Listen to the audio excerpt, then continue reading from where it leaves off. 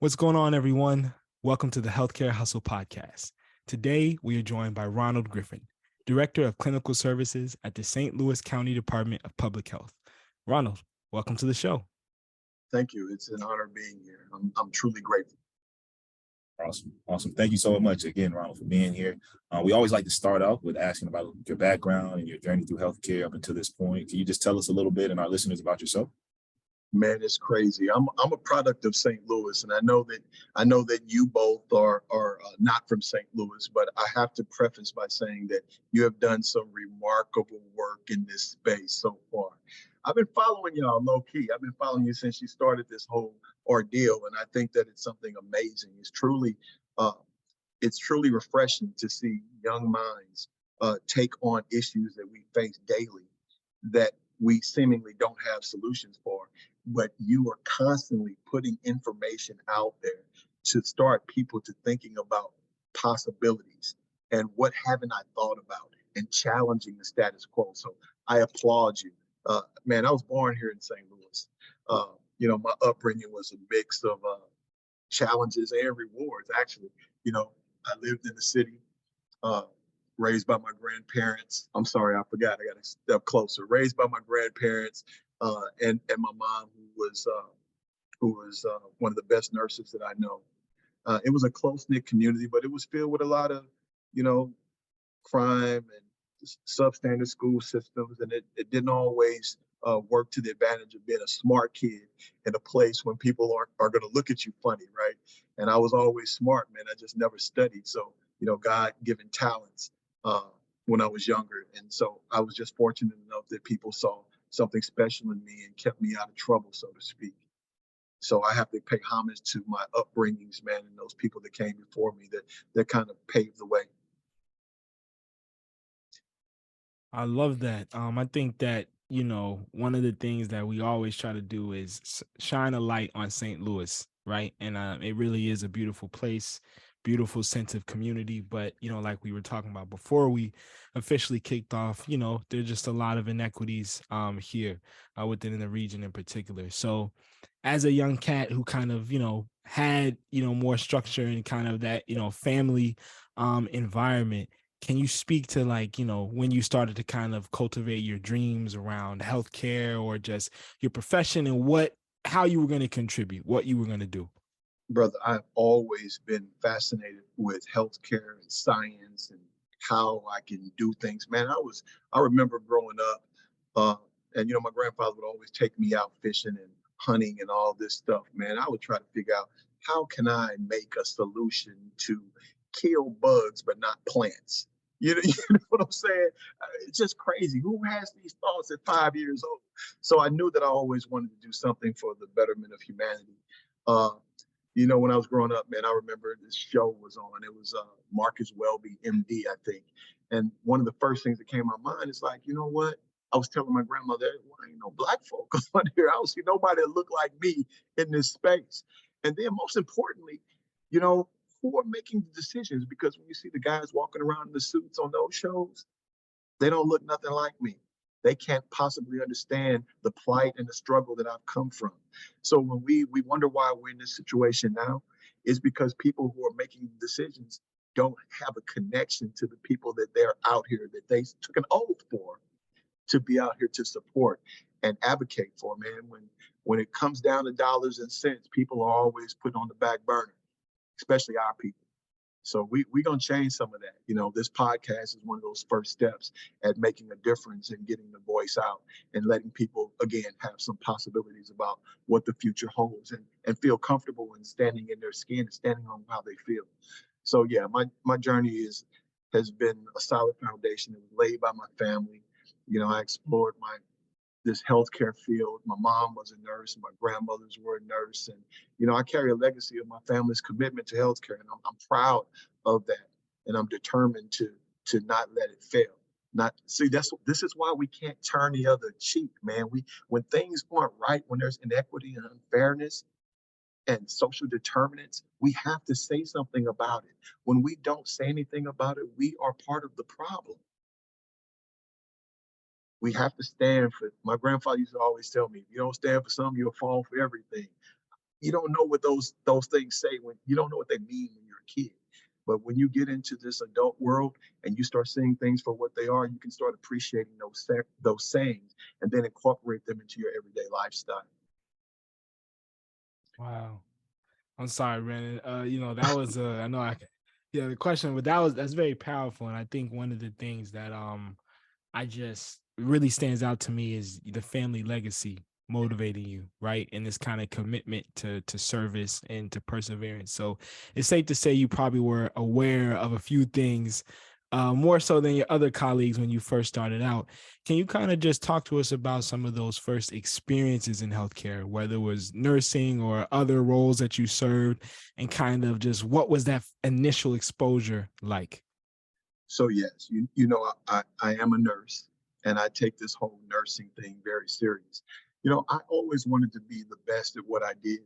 So I was, I remember. So I was in the military. I went to the Air Force in 1987. I know I'm dating myself, but in 1987 I went to the Air Force, went to Desert Storm in '91, and then wound up getting out. Through that journey, I learned a lot of things. As in the Air Force, I was a security specialist at first. Then I cross trained into the medical field. I stayed in the medical field because I loved it. I actually love taking care of people and helping people that are in dire straits, and then giving them a sad, desperate situation and doing a 180 and letting them see that people do have qualities that they want to share and support them in their times of need and be supportive in that same breath and advocating for them essentially.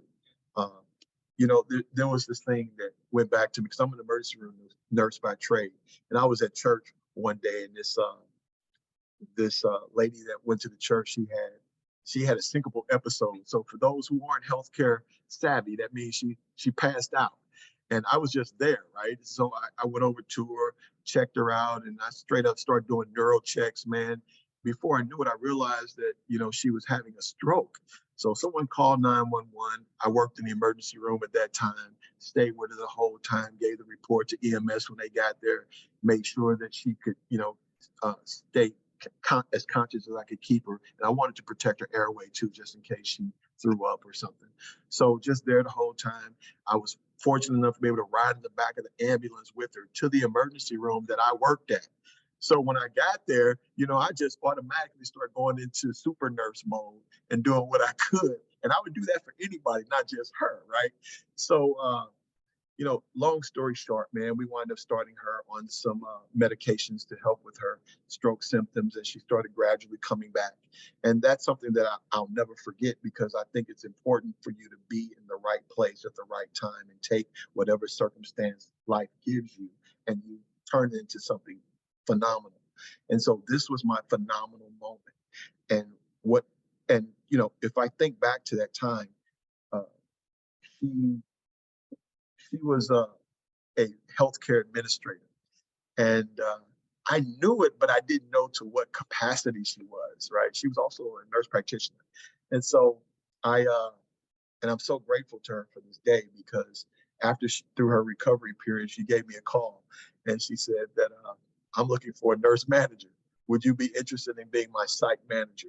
And so, I mean, just based off of that interaction, Wow. it's not something I thought about though. I didn't think about leadership at that time. I was already, just kind of focused on being the best nurse that I could be, getting my ACLS, getting my trauma certification, and doing what I could do. So she's the one who gave me the leadership bite and opportunity, and I stepped on faith, and I'm grateful for that opportunity. First and foremost, thank you for your service, but not just in regards to the Air Force, right? I think, working with my nurses here in clinic, I truly believe that it's like ministry or like teaching. It's a calling when we talk about nursing. So thank you for that as well. And one thing I like to ask is just the career path. I mean, you talked about how you found yourself as a nurse doing the best you can, being the best nurse you could first, and then somebody recognizing that and then putting you in a leadership position. And can you just kind of talk about maybe was that intentional, not that I guess that exchange in particular, but was it an intentional career path that you wanted to get to leadership, or was it something that basically, again, like nursing, was it a calling? Yeah. So leadership became a calling. Nursing is still my first love. I still kind of miss at the bedside. So I'll go through the clinics now when I round and, hey, what can I do? You need me to draw some blood? What can I do? Can I assess somebody? You know what I'm saying? Because I still want to have that connection with people. So my career, it's a little different because, at first, even though I had the family legacy, I never wanted to be a nurse. I thought I wanted to be a doctor. And being in that space, seeing what doctors do, I realized very quickly, because I remember the stories that my mother and my grandmother would tell me, that the doctors don't really know anything, that the nurses are the one who run stuff. And so they were absolutely right. But even though I got that introduction to nursing early on, my goal was to be the first doctor in the family, because that was something that was held in high esteem. And I always wanted to make my family proud of the decisions that I've made and the career paths that I've taken. And so uh, after I realized that was not the spot for me, right? I needed my time, I needed my freedom. I wanted to be able to do things under my own. Uh, I really wanted to get into a place where I could provide some service, some comfort, some compassion, some love, some touch, some conversation to people who needed it at that time. They didn't need someone talking at them. They needed somebody listening to them and talking to them. And so that's what nurses do in this space. We are healing. We are healers. So that was kind of what it was. And then I remember someone telling me there was an initiative, uh, and I was asked if I could go ahead and, can I try this? I just want to try it. I had to ask people if I could do this, or ask people if I could do that. And I would always think, man, if I was in charge, I could just do it, right? So after that first opportunity in leadership came, I got that bug and I enjoyed it. And it was in public health sector as well, and I enjoyed it. So after that was no going back. I would never take a regular staff role. Nothing's wrong with it, but I wanted to promote policy. I wanted to write standard operating procedures. I wanted to make sure that people were getting the care that they needed. A lot of times, leaders are disconnected to what's going out there in the healthcare realm. And so, because I'm connected to the patient, which is one of the most important reasons, the only reason for us to go into healthcare is to care for people. Honestly, that is the fundamental reason, to care for people that have disparities and that also have some population health issues. I want to attack chronic health. I wanted to do all of that stuff, and I thought that nursing was the best way for me to do it. Nursing leadership specifically helped me to write the policies that governed how we did things. So a policy kind of tells you what we do. Standard operating procedure tells you how we do it. And so not only did I want to say what we did, but I also wanted to talk about how we did it. And then when you talk about standard work, which is a subset of the standard operating procedure, here's the intricacies of the work that we do, of how we do it. And I don't mean to be talking in code, but it's just kind of the way my mind works. I may go from point A to point C, back to point T, up to point R. That's just how it works. So I hope you can stay with me. If I need to go back and recap, I will. So the leadership bug, I was bit by it because I've had some amazing leaders, and I've had some that weren't so good also. The ones that weren't so good, I learned something from, right? Because you have to look at every situation that you're in as a learning experience. I don't have time to talk about, they did this, they did that, because it's really it's not that personal to me. The work that I do for the public is personal. The relationships that I have with people that do the work that I do, it's about business of taking care of the people in public. So I hope I answered your question. So wow, there's a lot in there. I kind of want you to, if you could expand a little bit on this concept Yeah, of, your commitment in your role as a healthcare leader. Your commitment to the public is personal, yeah, but as an emerging healthcare professional, healthcare leader, you got it. your relationship with your leader is strictly business? Can you just, because that is something that I think a lot of people, particularly, right now, with all the changes coming to work, particularly younger professionals can struggle with, if they have a boss or they have a relationship with their supervisor where they feel like this ain't it, or I'm Hey, not Winston, learning. How Winston, do I'm we? I'm gonna have to stop you. First off, let me explain Okay. something. You don't have a boss. You're your Mm, own boss. You have a true. supervisor. Facts. You Absolutely don't do that correct. again, please. I you got you. you have a supervisor, not a boss. Yes. I don't let people call me their boss. I am their supervisor who just Love it. happens to write their performance appraisal. Got you. All right. Thank you. I'm sorry. Go on. Sorry about that. No, I mean, but it's funny that you even said that, and I kind of asked you to expand on this because I think this is something that on multiple projects that I've been experiencing, I definitely see where you're coming from in terms of you always have something to learn, right? Yeah. And so you can't, get caught up in the, oh, well, they're doing this to me or this is not going our way. And I think a lot of times as Black professionals in particular, this could be something that we come across. And I feel like as a younger professional, Brandon, I don't know if you would co-sign this.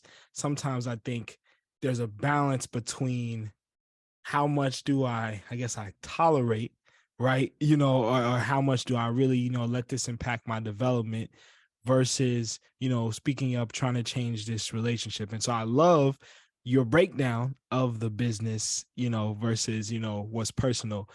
So I would just want you to expand on that, a little bit So, more. so there's different weight to that, right? Okay. Because if I allow those effects that you just spoke of, feeling that he's talking to me disrespectfully, or I check stuff as it goes, but I'm very calculated in how I check it. So that's a difference also. So you don't let anybody, talk down to you or discredit you.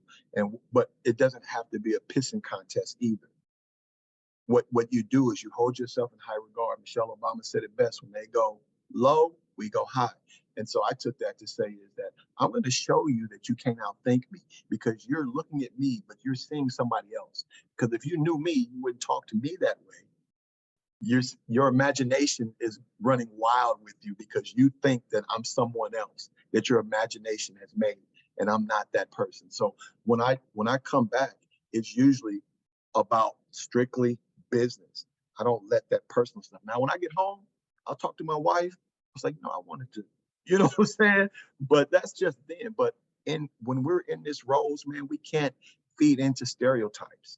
We can't allow that to stop our trajectory because there's a lot of young brothers who've been put into this box, been given this opportunity to do something great, and they allowed people to make them feel uncomfortable and like they didn't belong there. What I'm going to tell you and Brandon is you belong in the space that you're in.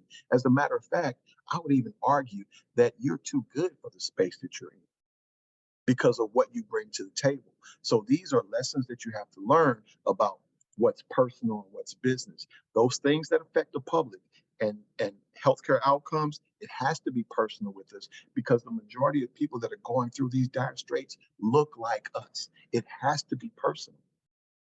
The business part is that, so I had someone tell me about the art of negotiating, right? You don't always try to win. And so, when I go into, say, salary, if I'm negotiating salary and I say that, say my top dollar mark is, say, $200,000, that I want $200,000. That's my top mark, right? So my initial offer, what I'm going to counter whatever they give me is going to be 215, right? They're going to counter back and they're going to go something lower than that. And then I'll say, 200. They'll say, no, we can't go 200. They'll say, can you do 190? And so really my magic number was 175 anyway. So when I go in, and so that's business to me because now I feel that you're going to equitably pay me what I'm worth to do what I'm going to do. And if I do this, please know that I don't like being micromanaged and I need to have some autonomy to make some change.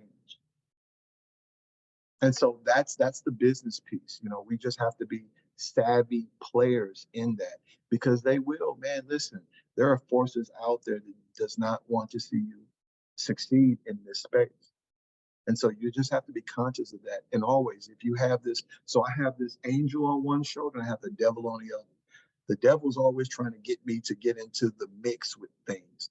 But I always listen to the angel side, because the angel side is what gives me favor.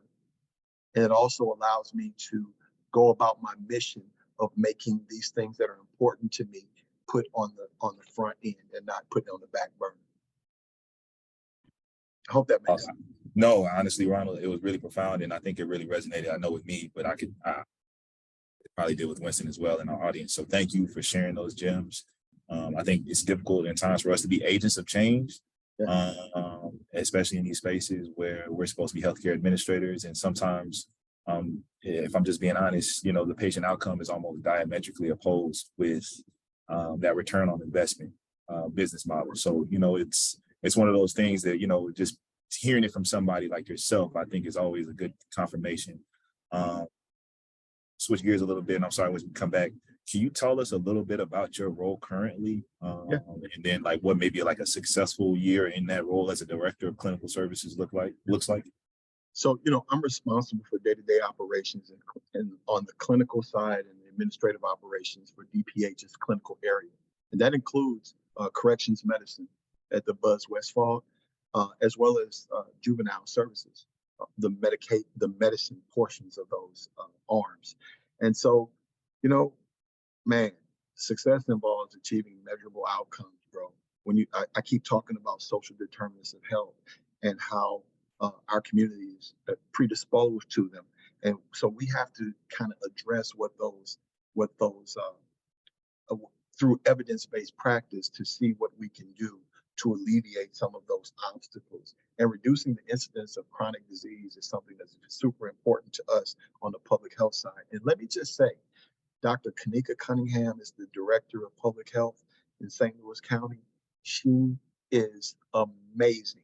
She comes with a wonderful uh, resume of inspired work in the community, and she thinks outside the box. She's looking to change the dynamics of what DPH is, what we call it, what our reputation is in the community. And because we want to bring people back, we want to let them know the work that we do in this space. So I would be remiss if I didn't say that the only reason I'm here is to follow and learn under her tutelage and leadership.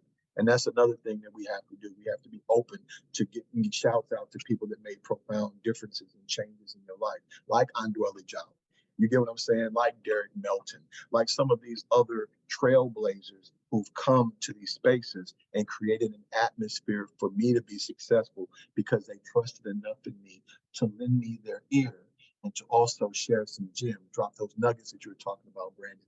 So, interventions that address the most serious diseases in our community and improving access to preventive services is super important to me. One of the most significant things, uh, is that what you asked? What was the second part of the question?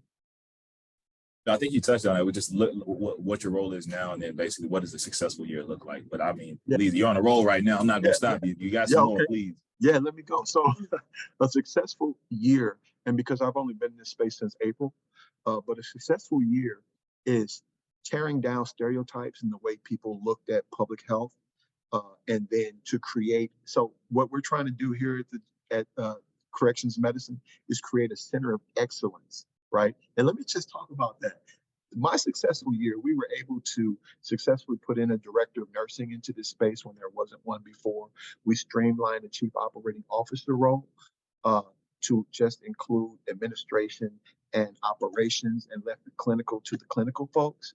And we have a wonderful team of 24/7 providers that are in this space that look at us as making a substantial role in reducing the rate of recidivism for our patient population and doing something different. So we've created an atmosphere to whereas we're incorporating and collaborating with other agencies so that we can do soft handoffs to people that are released from corrections medicine back into the public so we can concentrate on behavioral health models, so we can concentrate on getting them care for their chronic disease and illness, for coaching opportunities through depression and mental health issues.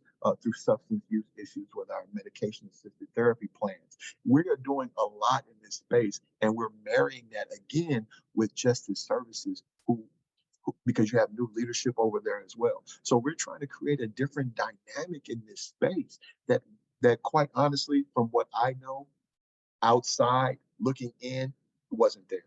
And so just to know that we have a great partnership with them, and this is something else uh, that Dr. Cunningham put in place. And I know you're asking me questions, but I have to pivot and say that because of her leadership and her ability to be able to uh, have influential relationships on the justice service side allows us to do the work that we do in this space differently by providing people with substance use disorder help early on, by helping people transition from the incarceration side to the uh, productive citizen side, by using the programs that we have at our disposal to make sure that they're successful in that space. It's all about intention, and we are intentionally trying to make a difference in the lives of folks.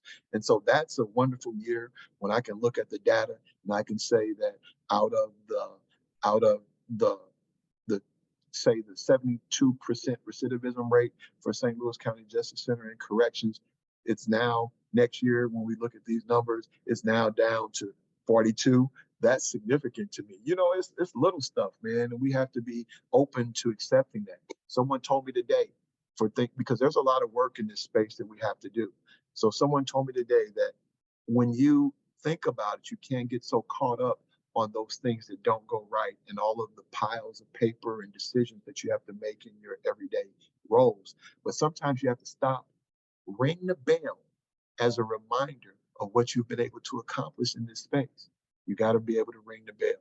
And so that brings you back and it grounds you to let you know, because you know we can get disenfranchised with this work sometimes.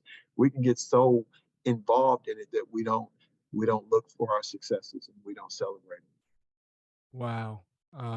I think it's absolutely true. It can get real easy to not look for the successes or not count anything you're doing as actually, moving the needle. But I think that number one, a Department of Public Health, really being behind the justice population and corrections medicine, and I think impacting the continuity of care in a different way, right?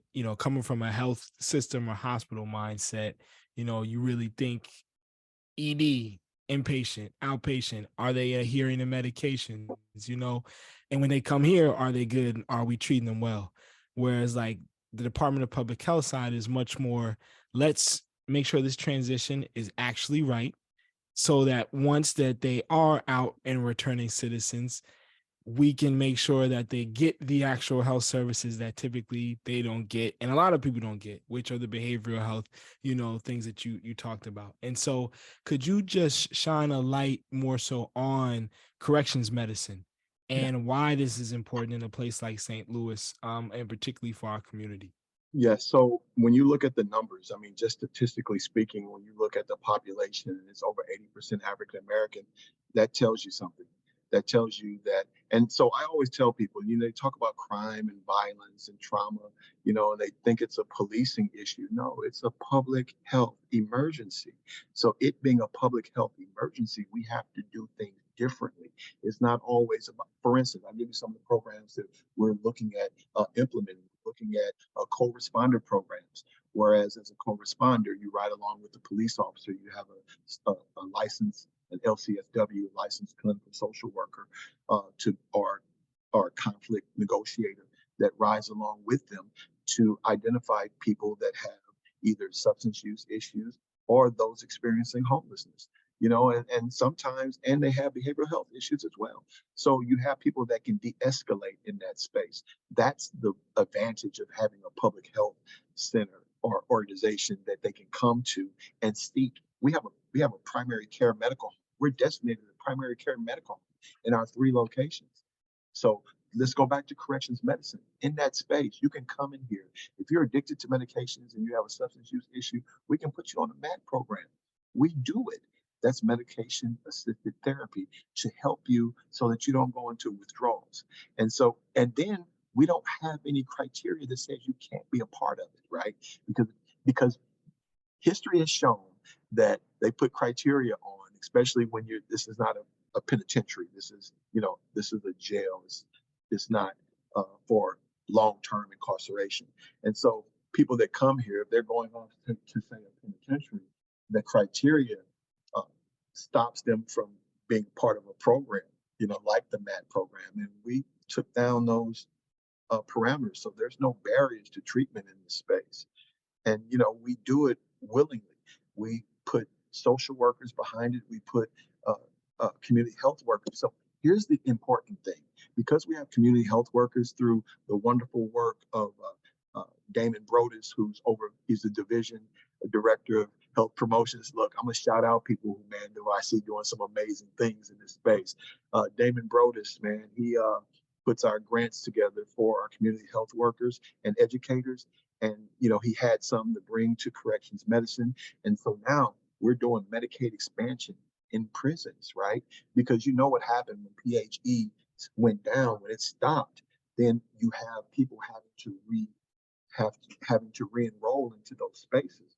And there's no blueprint really, right? So you have people trying to figure it out, and then most people that look like us, they're going round and round and round and wondering why these services aren't being provided because they don't have anybody to hold their hand and give them at the elbow support. We're doing that with corrections medicine. We will be doing that in our clinical space. So when I tell you the significance of the work that we're doing in this space, we are changing and transforming lives. I'll give an example. Picture this. I'm walking down the street one day and somebody comes up to me and they're getting ready to rob me, right? I turn around and, oh, hey, Mr. Griffin, what's going on, man? You remember me? I was at Buzz Westfall, right? I was like, man, what's going on? Did you get your appointment? Man, yeah, man, it's hard out here though. So here's my card.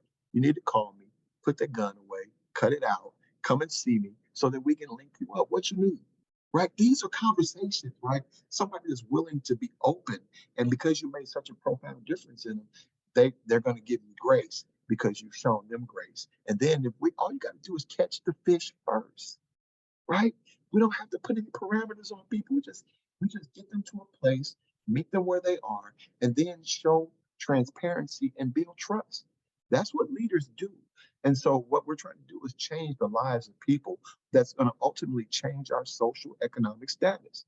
So once we put them back in place, where's the wraparound services, right? We have those. We can give you all the wraparound services you need. We partner with uh, employers that hire. We teach you the process of going through it. At least that's one of my goals for calendar year 24, to put things like that in place, to start giving our community centers back to our community.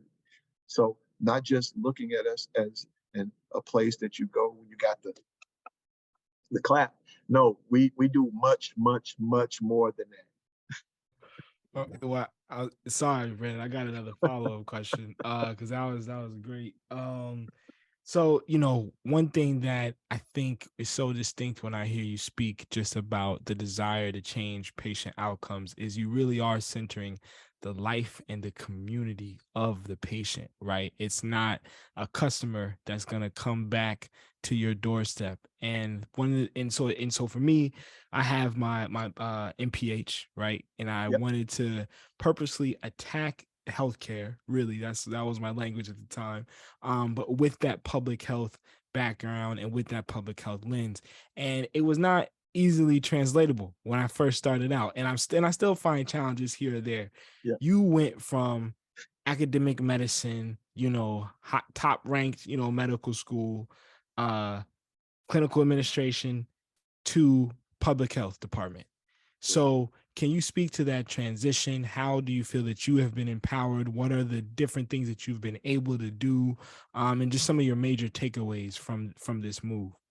Well, as you know, it's really hard to maneuver in this space.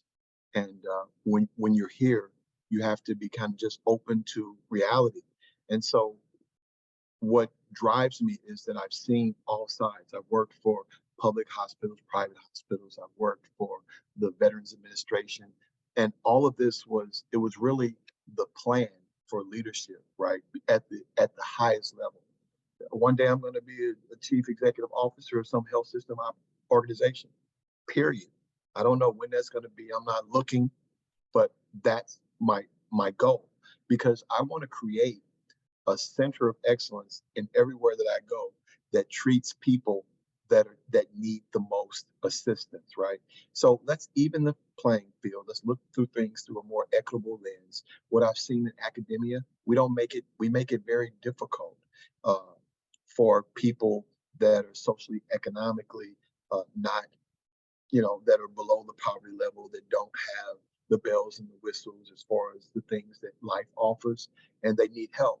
And I don't see a lot of times, well, let me just be frank. There have been opportunities that uh, weren't taken advantage of, and people were turned away because we didn't take their insurance. That's problematic with me. We won't turn you away as Department of Public Health. And that's the kind of system that I like being a part of, who people can come as they are and they can get treated and cared for in the most um, meaningful, professional, open, compassionate way. Now, are there some difficulties maneuvering this space? Yeah, you're going to get that when you work for the government. So there's some bureaucracy involved. But I am a firm believer in what I've been There able. may be some muffling. Oh, Sorry with I'm the sorry. audio. Sorry about that. Thank you. So Okay. let me lean back in. And where did I leave off? Right where were you just saying? You cut it off, but we're talking about we turn patients away for insurance, because they don't Yeah, have insurance, these kinds of yeah. things. And I'm sure that, I mean, because it doesn't meet their financial and fiscal model. So when we start talking about return on an investment, and we talked about this, before we started rolling, about how the motivation for all of the social support that organizations like, academic organizations and other uh, private and public health systems, they do, well, especially the public ones, they do it because it's part of their bottom line. So if I take money, that's a huge tax break from a multi-billion-dollar company that they're getting by investing in social services. Now, all social services aren't good social services. So if you're going to invest something that has some meaning and value to the community, you can't create that in a lab. You can't create that in an office of a boardroom. You have to create that in the community. And if you don't have those resources in the community on the grass levels, boots on ground, talking to people who are telling them what they need in their lives, they're telling us they need this, but we're giving them that because they don't know what they need. We know what they need. I can't. I don't have time for that. And once we reach those levels uh, of hierarchy, when you start thinking about career choices, once you meet those levels as a leader, once you get to the point that you feel that it's not value, you're going to have to make a tough decision, right? Am I staying in this for the right reason? Is this where I want to be? And so public health is where I chose to be. Public health is where I want to be. So just kind of take that to heart, man. There's some opportunity out here, and if you want to be about the people and make a difference, then this is the place that I would say has the greatest need for the brightest minds to create uh, so new service type.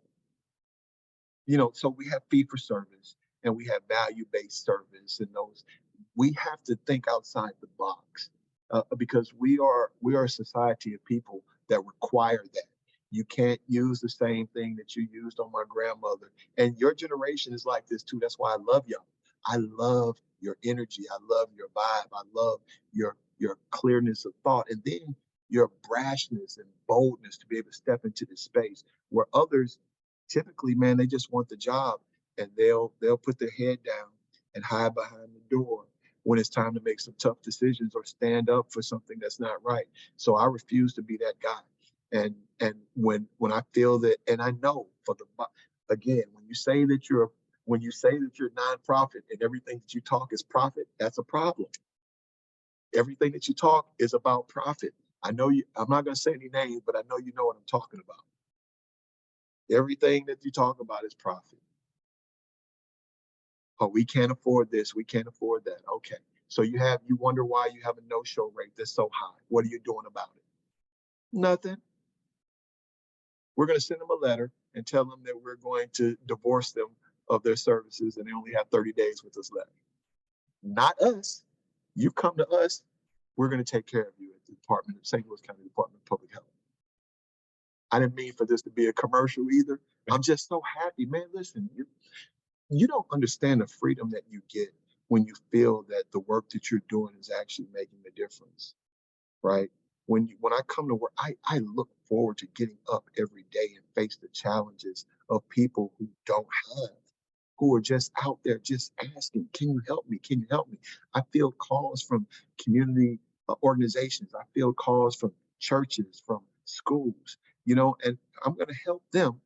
Tell me what you need, and we're going to create something to provide that service for you, whatever it is. And that's when you have great leadership like Dr. Kanika Cunningham. So had to give her another plug. Nothing wrong with giving people their roses as they do deserve them. Yes, sir. And I think it's important that we highlight just how impactful the public health department is, not just here in St. Louis, but across the board in a lot of major cities. I think they're great for care and providing care for those populations that might not have the resources. And me and my co-hosts, I think we can both honestly say that's mainly the reason why we got into healthcare, is to provide care and maybe even create models around those populations that were just underserved. So thank you, and thank you to Dr. Cunningham as well. I wanted to ask though, and I'm really curious about, is as you do so much work in the community, what are some of the barriers or some of the challenges that you consistently see, and how do you kind of circumnavigate that, or is it still like an ongoing kind of battle? Yeah. So, there's this thing called influence and relationship building. Anytime you're in a leadership position, man, and then when you go into, I spoke about negotiating. That was just, I gave the salary example. But when you go into this place, some of the barriers are, we're limited to the things that we can do based on finances. And a lot of times we have to think outside the box of how can we create an environment that helps us meet the needs of the public without breaking the bank.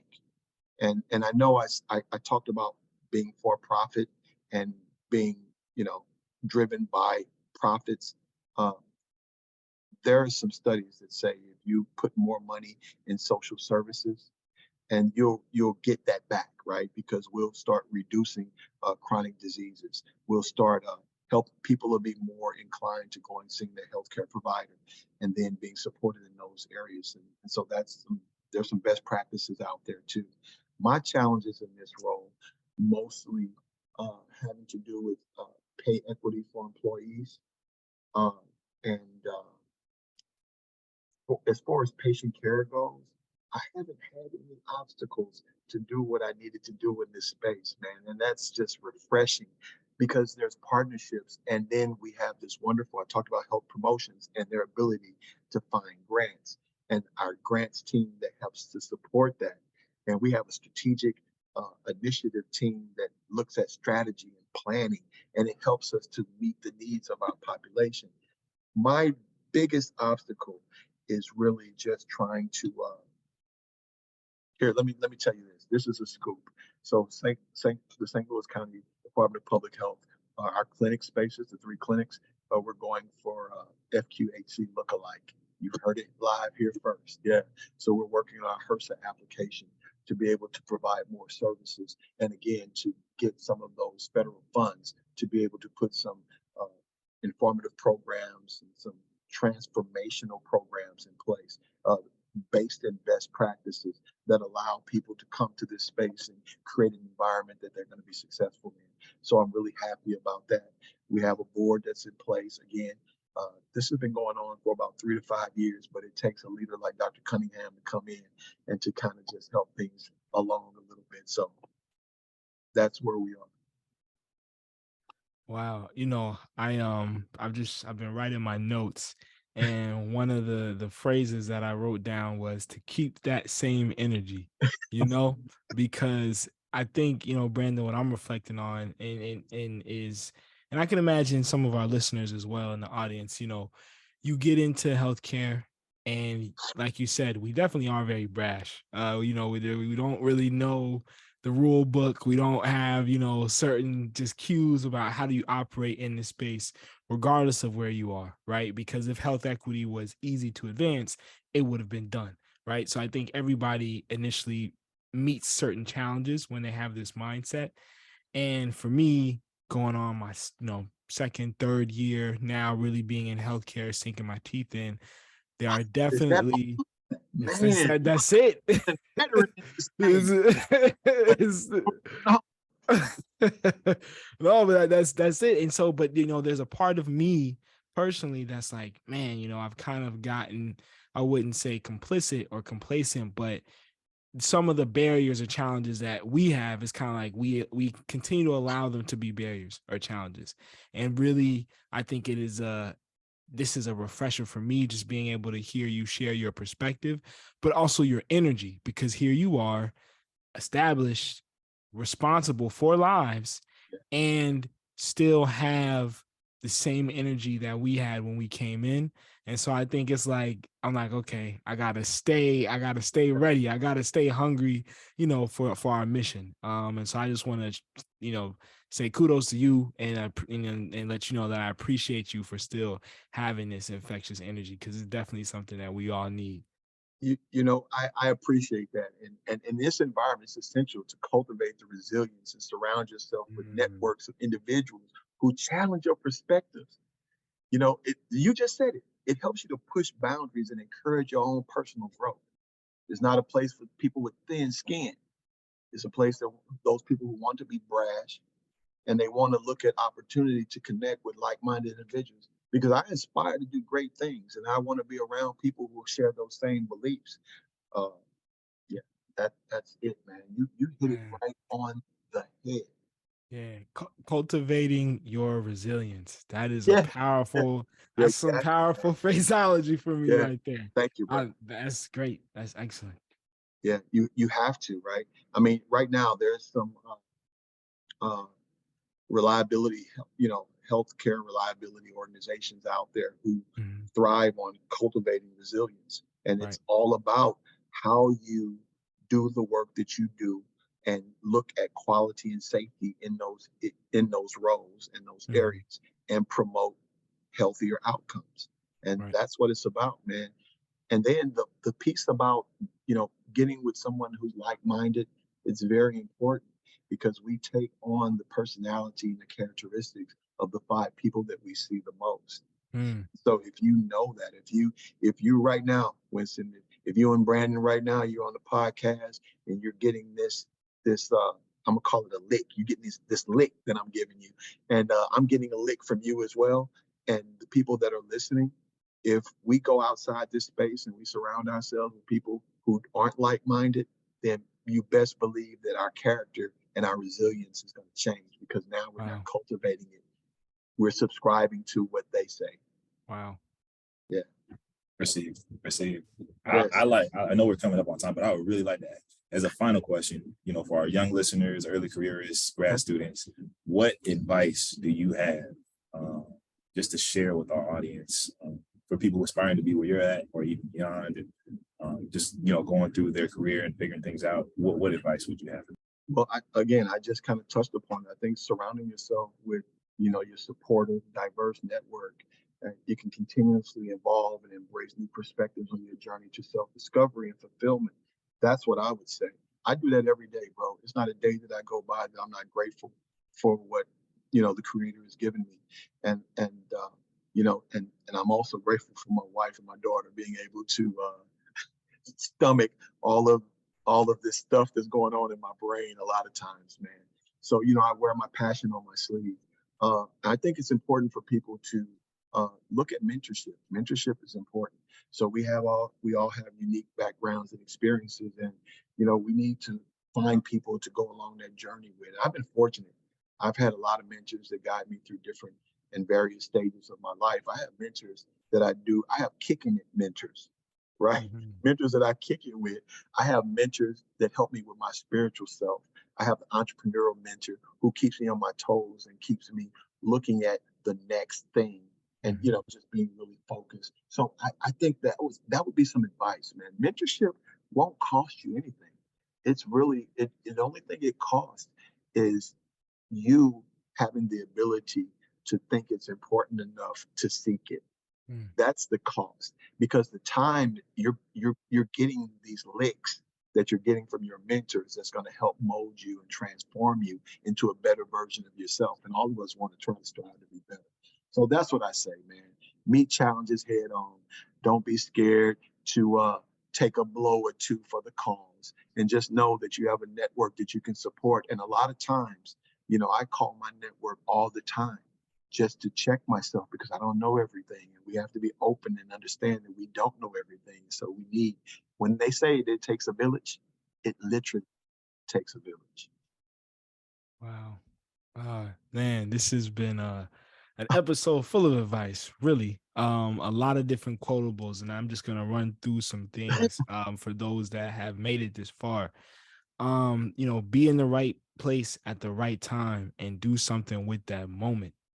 Um, you know, Cultivate your resilience, surround yourself around like-minded individuals. And one of the most important things that I think I'm going to take away from this is that our commitment to the public and driving more equitable outcomes is what is allowed to be personal. Yes.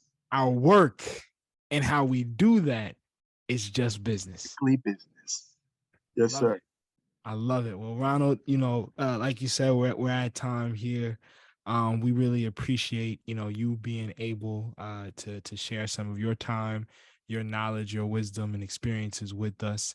As we sign out, is there anywhere that the public, any of our listeners, may be able to connect with you, or just follow your Yeah. moves on social media or anything like that? Man, listen. RGRIFFIN at St. Louis County mo.gov is my email address. Check this out: 314-901-1243 is my cell phone. If there's anything that I can do, man, I'm open to having sit downs with anybody. Just know that we have governmental rules that we go through. So we don't do pre-selection. Everything has to go through an RFP process, and that's request for proposal. I can't just give a company access. I don't have that, but we can certainly have some conversations about what that looks like. And if there's any group that wants to do some collaboration with the Department of Public Health, holla at your boy. I'll help where I can, man. And we just trying to do the work of the people and be stewards of what God has us to do. Love it. Thank you so much, Ronald. I appreciate this, man. This is really a dream. I'm very super happy to be amongst you brothers, man. I can't say enough. The work that you're doing in this space is invaluable. Please keep it up. And if there's anything that I can ever do to help you, to guide you, to support you, please let me know.